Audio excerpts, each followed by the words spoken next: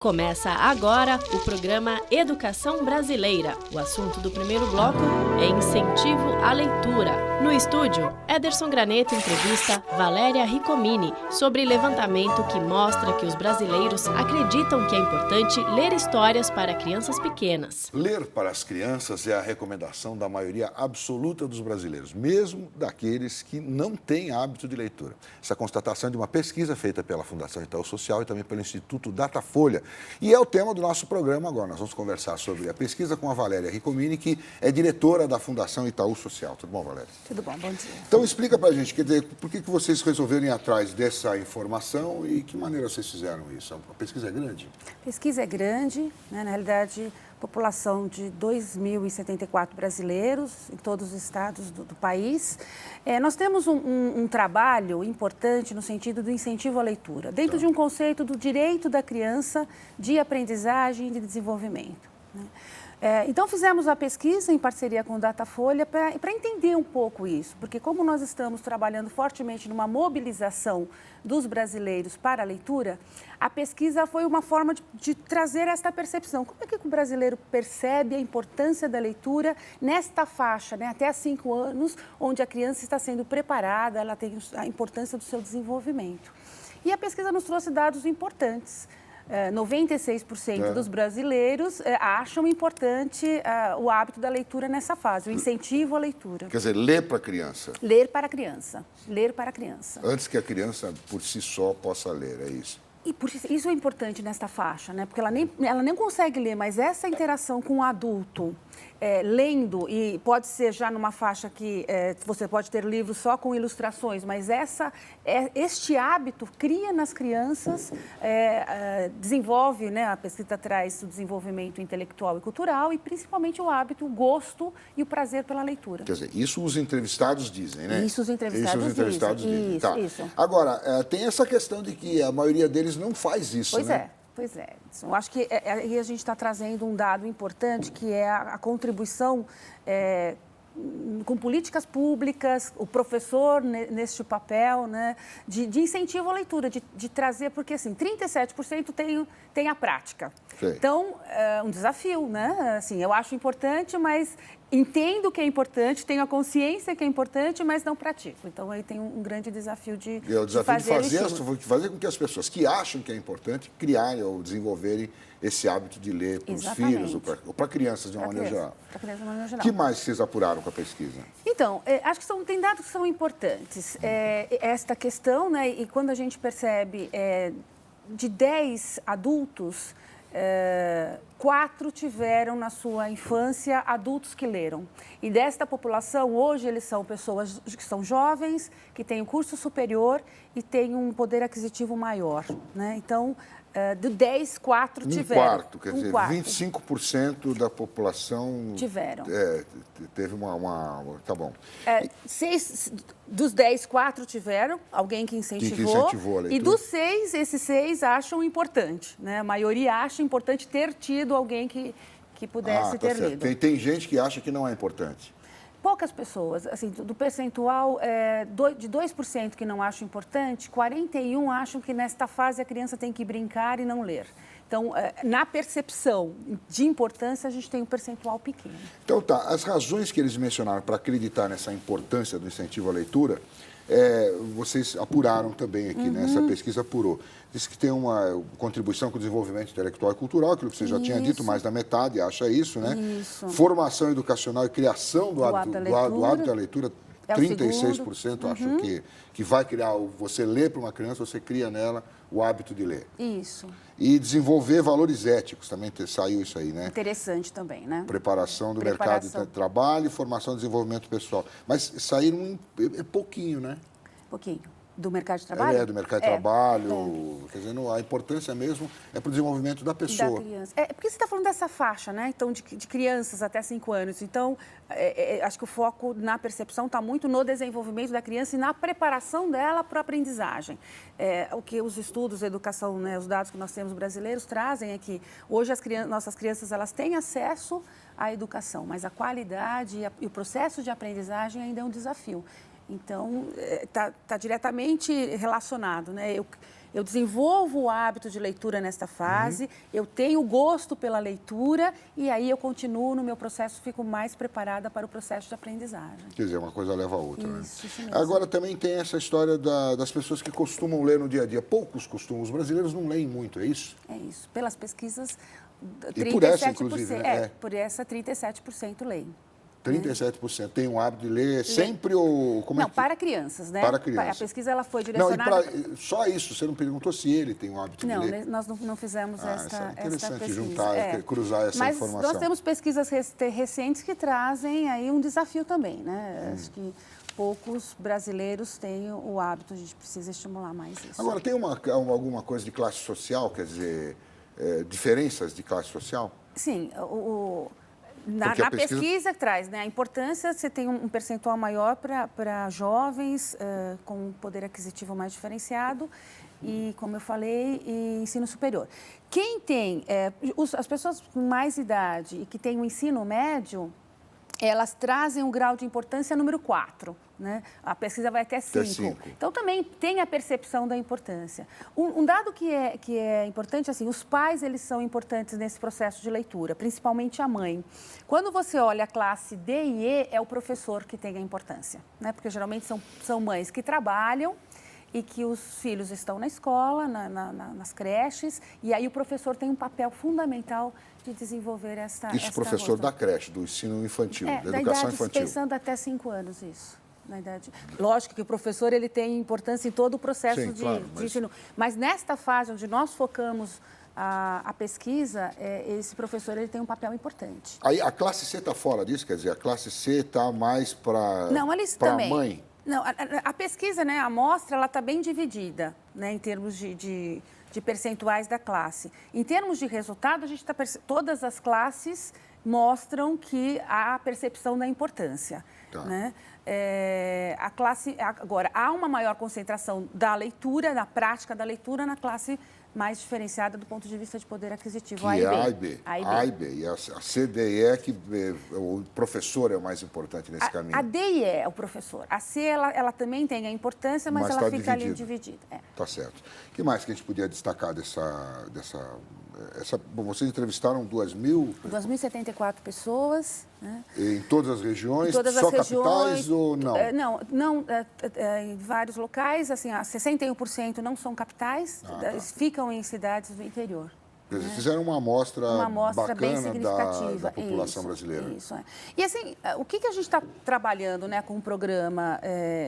Nós estamos aí com uma campanha de convite para a leitura, a Fundação Itaú Social, né, pelo Itaú, é o braço de investimento, disponibilizando coleções de livros. Né? São 2.034 mil coleções que são compostas por esses 3 livros que as pessoas podem solicitar gratuitamente pelo site e elas recebem no endereço que elas cadastrarem. Então, este é um estímulo, é um número importante de livros para que as pessoas possam solicitar e... É um número bastante grande. Bem significativo, né? São quase aproximadamente 7 milhões de livros, onde nós... E você, quer dizer, até acabar, quem solicitar vai receber? Vai receber. Então, qualquer pessoa, qualquer brasileiro, fora do país também, mas entrando no site, no www.itau.com.br/Itaú Criança, ele pode solicitar e recebe no endereço que ele cadastrar. Bastante interessante.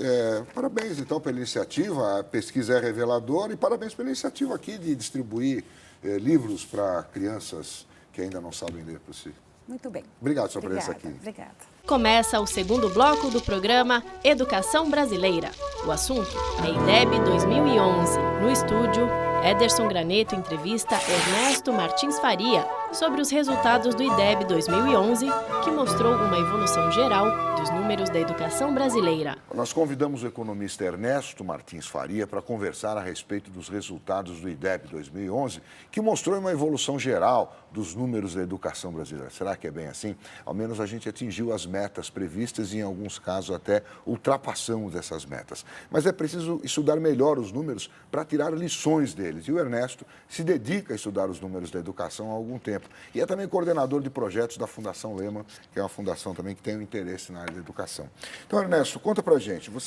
A gente olhando assim os resultados do IDEB, né, diante das metas, ultrapassamos as metas, ou pelo menos atingimos, né, como é no caso do ensino médio. E todos os anos, ensino fundamental, nos anos iniciais, anos finais, nós ultrapassamos a meta prevista, chegamos até a meta de 2013, por exemplo. Mas a gente pode comemorar esses números? Você acha que dá para comemorar, não? Acho que comemorar é um termo forte, mas também até que ponto a gente esperava comemorar também, né? Acho que 2 anos não é um período esperado para a gente ver uma evolução muito significativa. E eu acho que os resultados, de certa forma, têm que corroborar o que está efetivamente acontecendo em política pública e em educação. Então, acho que os resultados são esperados, a gente vê mudanças, uma evolução mais significativa nos anos iniciais do ensino fundamental, mas eu acho que também é necessário olhar com atenção esses dados, né? O IDEB é composto tanto por um resultado de aprendizado quanto um resultado de fluxo escolar, né? As taxas de aprovação.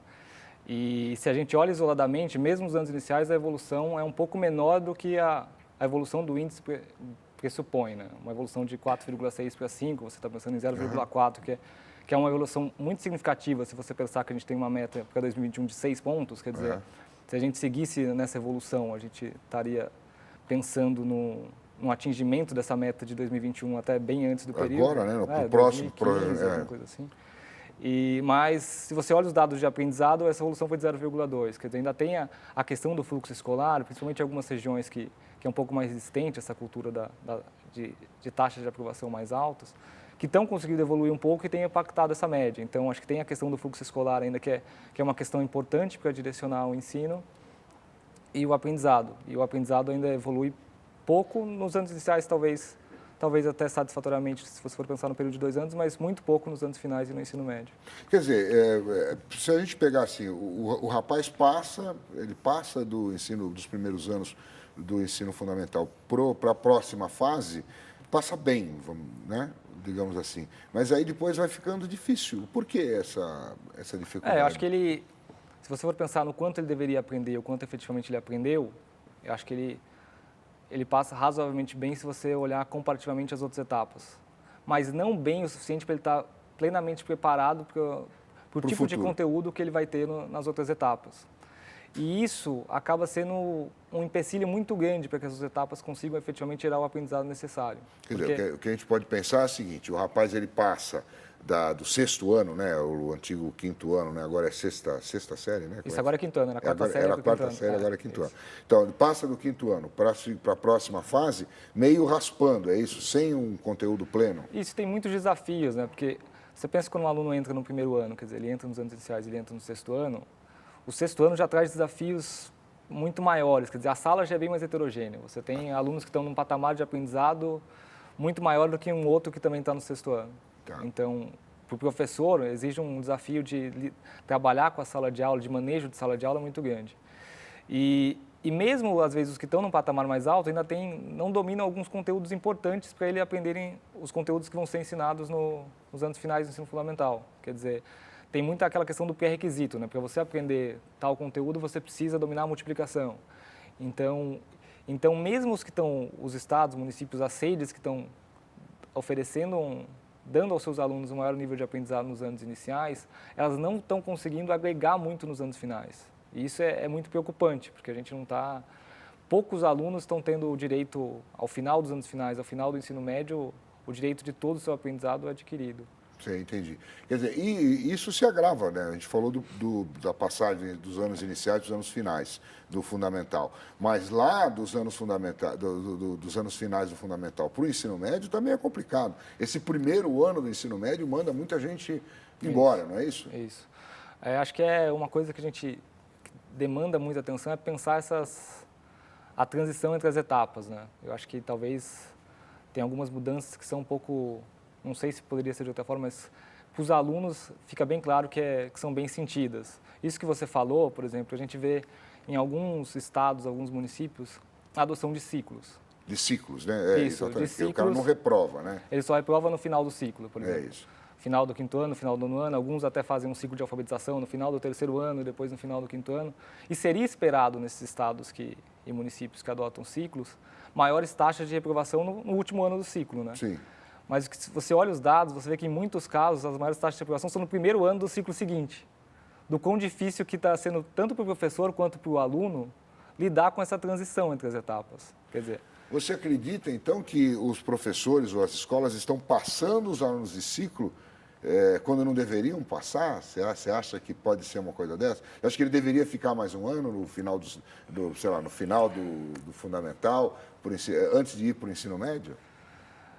não, eu não acho que ele deveria... Mas o número mostra Ele deveria ficar mais um ano. Eu acho que o número mostra que, por exemplo, a nova etapa, ela não está, tanto os anos finais em relação aos anos iniciais, quanto o ensino médio, quanto em relação aos anos finais, ela não está preparada para lidar com o desafio de que o aluno que ele está recebendo, além do conteúdo que está no currículo, ou no que, se você for pensar no currículo daquele estado, no currículo daquele, no que está de conteúdo daquela etapa, ele não está preparado para lidar com os desafios dos conteúdos que não foi adquirido na etapa seguinte. Então, acho que não é uma questão de, às vezes você pode pensar na reprovação, mas a reprovação daria as condições para esse aluno aprender? Será que daria? Então, o que a gente tem que pensar é como fazer o 6º ano do ensino fundamental conseguir fornecer o conteúdo que ele tem que dar e também saber lidar com alunos que entram defasados, ou até mesmo anterior, né? Como não os anos iniciais, oferecer alunos defasados aos anos finais. Quer dizer, o que a gente está falando é práticas de reforço escolar, individualização do ensino, é saber lidar com alunos que estão em patamares de aprendizado diferentes. Quer dizer, não adianta empurrar o aluno, né? Você tem que ir corrigindo ele no ano dele. Né? E também não adianta reprovar, porque aí você desestimula o cara a continuar estudando, não é isso? Quer dizer, está tudo errado, né? A gente faz errado há muitos anos, há muito tempo, é isso? Isso, está um pouco errado e eu acho que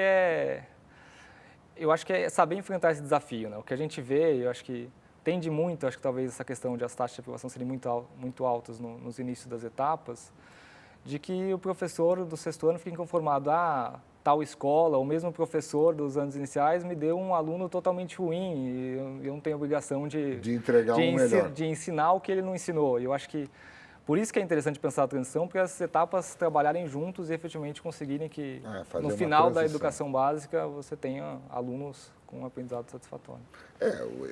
Atualmente, a pior fase é o ensino médio, né? Isso. É a mais complicada, porque é onde ele vai acumulando falhas ao longo do ensino fundamental. Quando chega no ensino médio, ele não sabe, ele não consegue levar o ensino médio. É um desafio gigantesco, né? E aí você pensa num relatório que saiu um ou 2 meses de, não lembro exatamente qual percentual, acho que beirando uns 20%, alguma coisa assim, de alunos que estão no ensino superior e estão analfabetos funcionais. Quer dizer, exatamente, você vê o tamanho do desafio de que é realmente... Quer dizer, ele chega no ensino superior, ele chega para encarar o ensino superior e não sabe fazer um texto. E aí você pode pensar, né, esse aluno não deveria ter sido reprovado ou travado em algum momento, como que ele chegou ao ensino superior? Eu acho que aí é pensar os prós e contras, né? Eu acho que, primeiro, sendo reprovado, ele teria garantido o direito dele ao aprendizado? Provavelmente não, e talvez ele teria abandonado o ensino. Acho que você tem que pensar realmente numa forma de como estruturar e garantir mecanismos de aprendizado. E aí eu acho que talvez a carga horária que o aluno tem, para alguns alunos não seja suficiente, tamanha defasagem que ele entra em uma etapa escolar. Acho que é pensar numa mudança estrutural da educação mesmo. E acompanhar mais o aluno quando você vê que ele está ficando para trás, ir lá e buscar o aluno e trazer ele para o conjunto da turma, enfim. Isso, acho que por exemplo, um projeto que a gente está fazendo na Fundação, que é o Khan Academy. Fundação Lehman? Fundação o Lehman. Khan Academy, né? E aí tem a questão dos vídeos que estão sendo bem abordados, né? Vídeos que trabalham conteúdos de diversas disciplinas, mais na parte de exatas, mas também nas outras. Mas tem uma parte que pouca gente sabe, que é a questão que a gente está entrando mesmo nas escolas com um software de que o professor, quando o menino ele faz diversos exercícios numa plataforma, num notebookzinho, matemática, enfim, de outras. Agora a gente está entrando em matemática no nosso caso específico, mas se você for pensar no caso americano, que essa foi uma plataforma que a gente trouxe, tem outras disciplinas também. Ele faz, e essa ferramenta permite o professor acompanhar. Então, por exemplo, se você tem alunos que podem ficar fazendo adição, e você pode ter um aluno que está fazendo ao mesmo tempo multiplicação avançada, se ele já tem esse patamar, quer dizer. E aí o professor, talvez, por meio dessa ferramenta, consegue saber quando aquele aluno... Primeiro, se ele acertar um conjunto de questões, em adição básica, enfim, subtração básica, enfim, ele pode passar para um próximo nível. Então, talvez é uma maneira de facilitar que o professor consiga lidar com uma sala heterogênea. Há outras. Acho que você pode pensar tanto com o uso da tecnologia ou não, mas é tentar trabalhar... Se você tem um aluno que domina um conteúdo muito diferente do mesmo aluno que está sentado do lado dele e domina outro conteúdo, acho que é necessário trabalhar com esses alunos de forma diferenciada.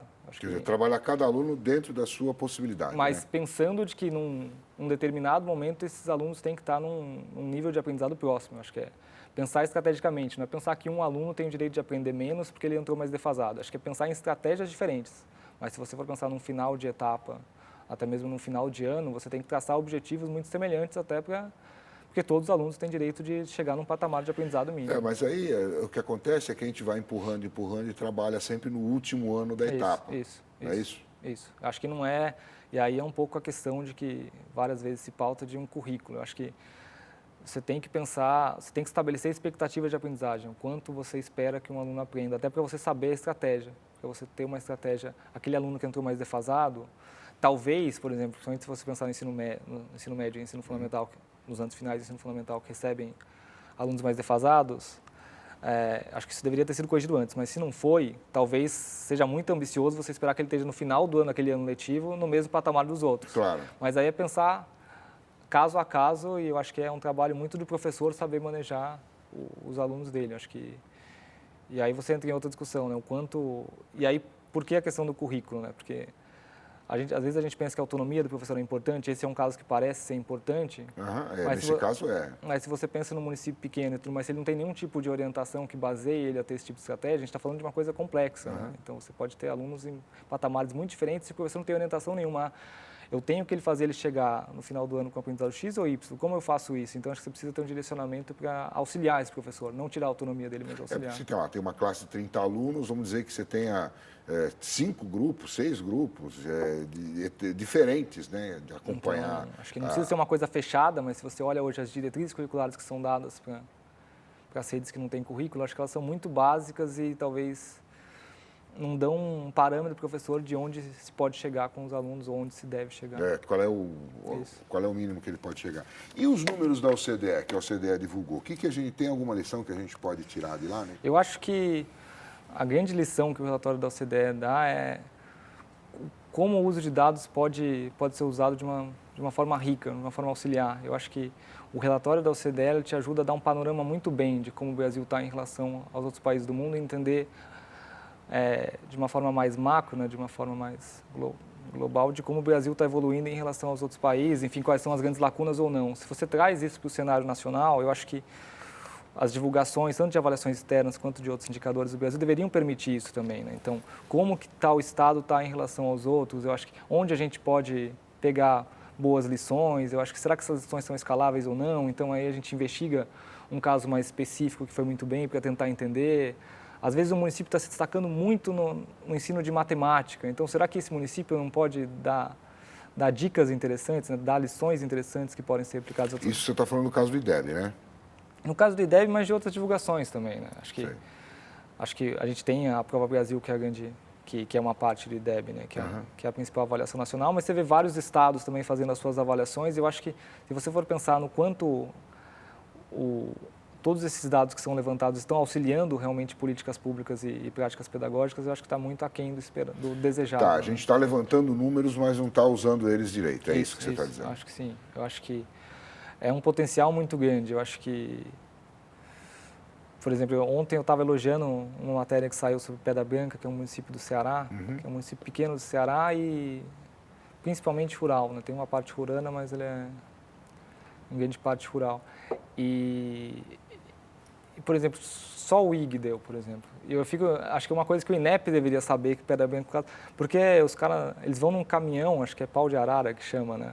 Eles vão porque é a única maneira que dá para chegar na escola, assim. Vão na escola em cima de caminhão. Mas aí, eles têm até uns vídeos na matéria, assim, você percebe realmente como é o engajamento da escola, sabe? Os alunos sentem o prazer de estar naquele estabelecimento de ensino, e eu acho que tem muitas coisas a mais, por exemplo, acho que a gente está pensando num estudo na Fundação Lehman disso, de melhores práticas com alunos de baixa renda, até para entender, porque, por exemplo, numa matéria você ainda fica numa coisa mais superficial. Acho que esse é um tipo de case que tem que ser estudado a fundo, como outros que tem. Por exemplo, Sobral, no Ceará também já é um case antigo de rede que faz muito bem. Eu acho que você tem agora... Foz do Iguaçu... Tá. Foz do Iguaçu também é um case nosso, porque são 44 ou 46 escolas, quer dizer, uma rede razoavelmente grande, se você for pensar, comparativamente com o Brasil, que tem municípios muito pequenos, e todas as escolas vão bem. Exatamente, né? Algumas são muito bem, mas todas vão bem. Na média vão todas bem, né? Todas estão acima de 6, por exemplo, que é o patamar que a gente... E, por exemplo, tem os casos dos CIEPs no Rio de Janeiro também, que são em áreas mais pobres, que estão indo muito bem. Acho que é interessante entender, eles estão conseguindo, de alguma forma, fazer bem. Quer dizer, você acha que o INEP, ou o Instituto, devia ir lá, pegar esses casos, destrinchar esses casos para saber o que realmente aconteceu ali, né? Tem casos que podem não ser aplicáveis, mas acho que só você olhando para você entender. Eu acho que é muito provável que se não dá uma lição no todo, eu acho que tem uma coisinha aqui, uma coisinha acolá que você pode aprender e pensar realmente como melhorar o sistema como um todo. E aplicar aquilo no sistema. Isso. Né? O que o cara fez lá em, sei lá, em Foz, em Pedra Branca, em Sobral, e pegar detalhes daquilo e aplicar no sistema. E a gente está falando aqui, por exemplo, Foz, Rio de Janeiro, Pedra Branca, você vê que tem em contextos diferentes, né? Então, completamente, né? Então, acho que dá para tirar muitas lições para serem aplicadas nas mais diversas regiões. Acho que tem muito potencial aí de práticas a serem aprendidas que podem ser aplicáveis em diversos contextos. Vamos ver se as pessoas ouvem a gente, né? E vão atrás disso. Esperamos que sim. Bom, vamos deixar aqui. Você está escrevendo num site da Fundação Lehman, um blog, não é isso? Então vamos deixar aqui o endereço do site seu, é fundaçãolehman.org.br/blog. No blog agora aqui você já tem com o Education at a Glance. Você já abriu esses números, já destrinchou eles? Esse foi um primeiro post anunciando que a gente pretende fazer uns 2, 3 posts analisando mais detalhadamente alguns aspectos específicos, né? E aí o blog também tem, eu escrevo uma parte, mas também tem uns outros posts mais institucionais sobre o que a Fundação está fazendo e tudo mais, acho que vale a pena acompanhar. Tá bom. Então, quem quiser está ali, vai ter algumas explicações sobre o relatório da OCDE em breve. Obrigado pela sua presença aqui mais uma vez, Ernesto. Foi um prazer, obrigado. Fim do programa Educação Brasileira. Produção da Univesp TV, canal da Universidade Virtual do Estado de São Paulo.